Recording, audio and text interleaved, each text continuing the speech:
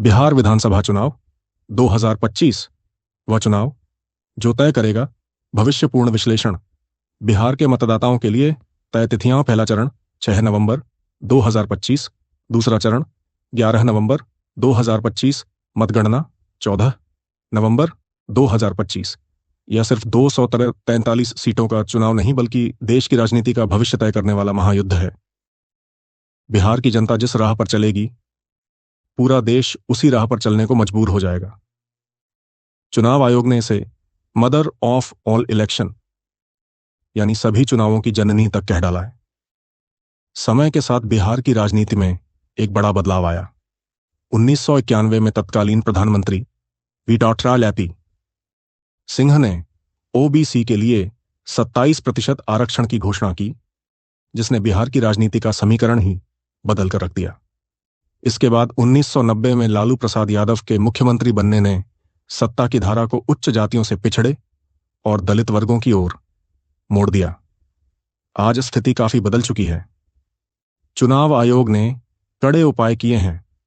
Mobile phone deposit facility, EVM और VVPAT की गिनती के नए नियम और सभी बूथों की लाइव फीडिंग। पर क्या सच में बदल गई है बिहार की राजनीति, या सिर्फ रंग ढंग बदला है? खेल वही पुराना है।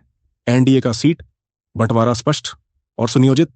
बीजेपी 101 सीट, जेडीयू 101 सीट, लोक जनशक्ति पार्टी रामविलास 29 सीट, हिंदुस्तानी आवाम मोर्चा और राष्ट्रीय लोकतांत्रिक मोर्चा 6 सीट, आरजेडी को मुस्लिम यादव वोटों के 30% से अधिक समीकरण का समर्थन, कांग्रेस का ऊपरी जातियों और शहरी मतदाताओं में प्रभाव विकासशील इंसान पार्टी को कोयरी कुशवाहा ओबीसी वोटों का समर्थन।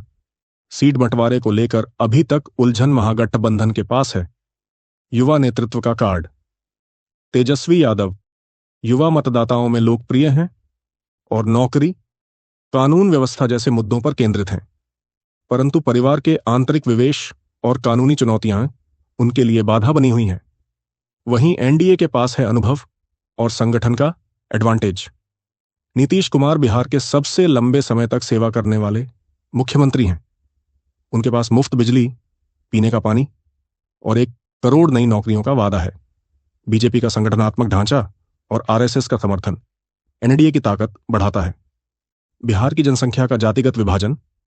अत्यंत पिछड़ा वर्ग ईबीसी 36.01%, अन्य पिछड़ा वर्ग ओबीसी 27.12%, अनुसूचित जाति एससी 19.65%, अनुसूचित जनजाति एसटी 1.68%, सामान्य वर्ग 15.38%, नीतीश कुमार को ईबीसी 46% आबादी और महिला मतदाताओं का समर्थन बीजेपी को ऊपरी जाति, ब्राह्मण, राजपूत, भूमिहार और कायस्थ का वोट चिराग पासवान की एलजेपी दलितों, खासकर पासवान समुदाय लगभग 9% जनसंख्या को लक्षित जीतन राम मांझी की मुसहर दलितों लगभग 3% का प्रतिनिधित्व। महागठबंधन का जातीय समीकरण।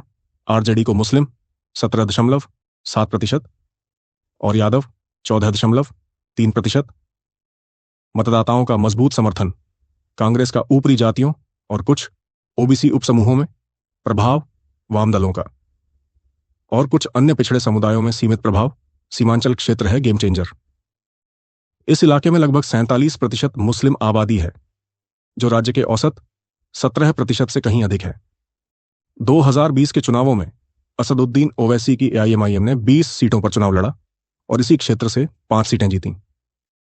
किशनगंज में 68%, कटिहार और अररिया में 44 से 45% और पूर्णिया में 39% मुस्लिम आबादी के साथ यह इलाका चुनाव में अहम भूमिका निभाएगा।